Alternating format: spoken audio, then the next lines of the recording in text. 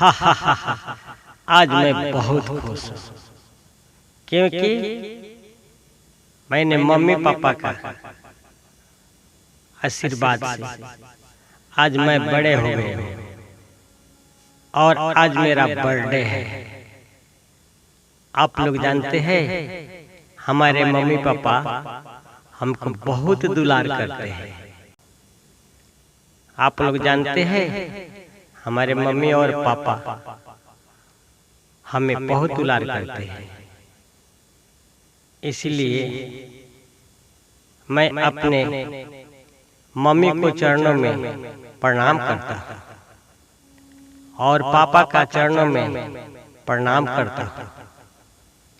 हमारे मम्मी और पापा इतना दुलार करते हैं, बहुत ज्यादा दुलार करते हैं।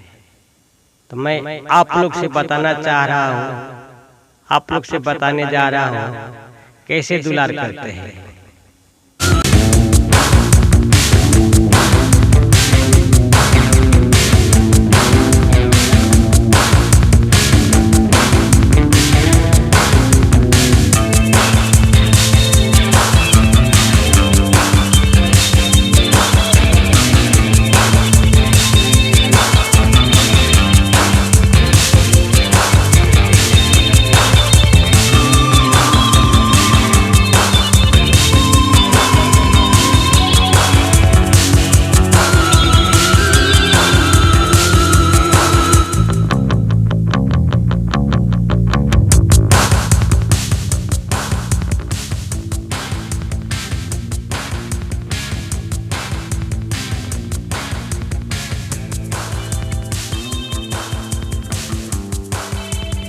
हा हा हा हा।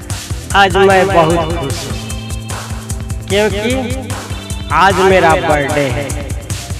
मैंने अपना मम्मी और पापा का कृपा से आज मैं बड़े हो गए हैं और आज हमारा बर्थडे है। आप लोग जानते हैं हमारा मम्मी और पापा हमें बहुत दुलार करते हैं। जानते हैं कैसे करते हैं?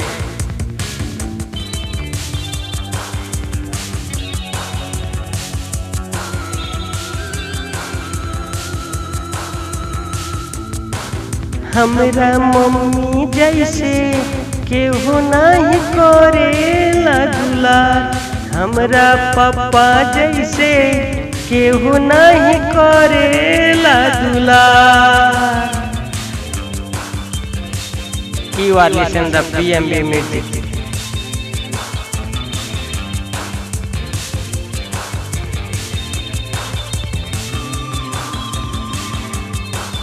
होते सवेरे मम्मी खाना देवेली, कलम उठ के मम्मी पढ़ के कहेली। होते सवेरे मम्मी खाना देवेली, कलम उठ के मम्मी पढ़ के कहेली। पापा हमरो पैसा देवेले, ले लो बेटा जा। पापा हमरो पैसा देवेले, ले लो बेटा जा। हमरा मम्मी जैसे केहू नहीं करेला दुलार, हमरा पापा जैसे केहू नहीं करेला दुलार।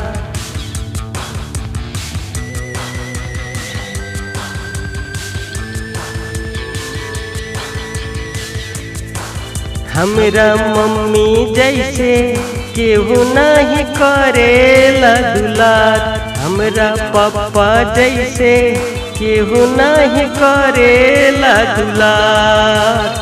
होत सवेरे मम्मी खाना देवेली, कलम उठा के मम्मी पढ़ के कहेली। होत सवेरे मम्मी खाना देवेली, कलम उठा के मम्मी पढ़ के कहेली। पापा हमरो पैसा देवेले, ले लो बेटा जा। हमरा मम्मी जैसे केहू नहीं करेला दुलार, हमरा पापा जैसे केहू नहीं करेला दुलार। हमरा मम्मी जैसे केहू नहीं करेला दुलार।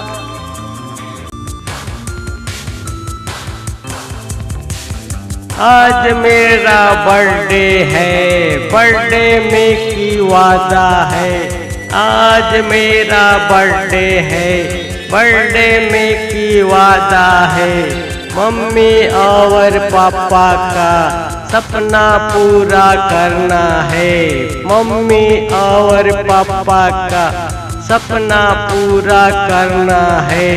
आज मेरा बर्थडे है, बर्थडे में की वादा है।